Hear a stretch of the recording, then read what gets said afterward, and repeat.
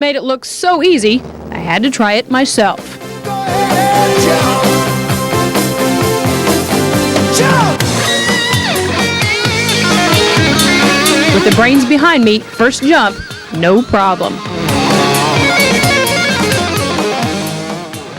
Once under canopy, it's a relaxing ride down. Body peril. My name's Stevenson, Andrea Stevenson. I carry a press badge. In the past, Kentucky law would not allow the sale of whiskey directly from a distillery. But now the law has changed and visitors can make their own mark on these commemorative bottles. Although the program is already a success, there are still a lot of kids on the waiting list. Organizers say volunteers, especially male volunteers, are badly needed. Skiers not only have the challenge of mastering 50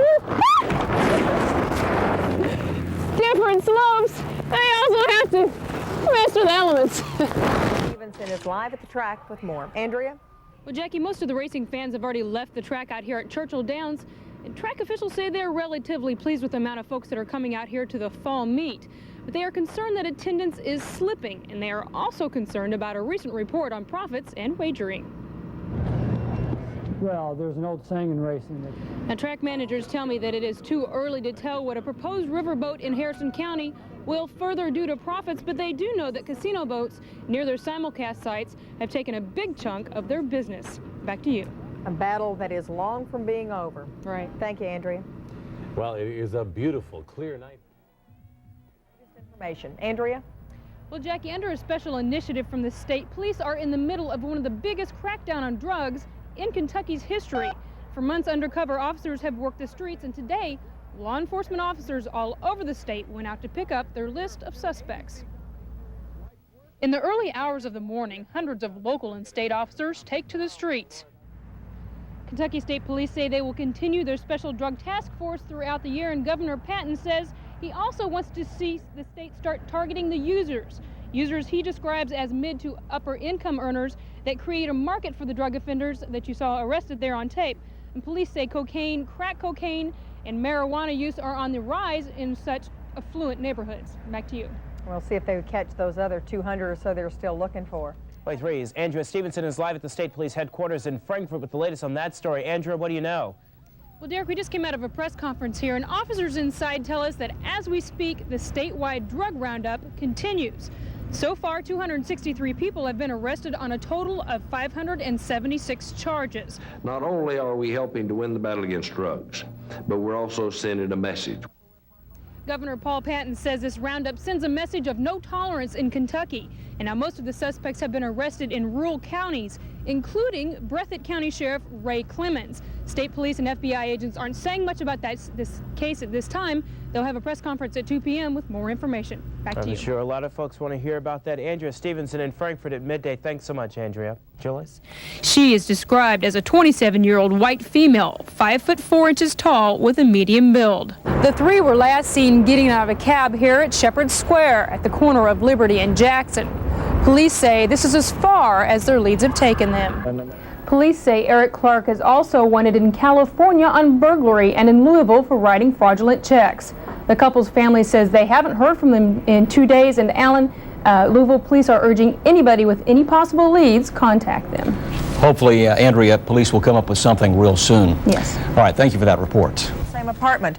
Wave 3 News reporter Andrea Stevenson is live at the scene off Moore Court with the details. Andrea? Well, Jackie, we're live out here at Park Hill where the body of a woman has been found in an apartment just behind me.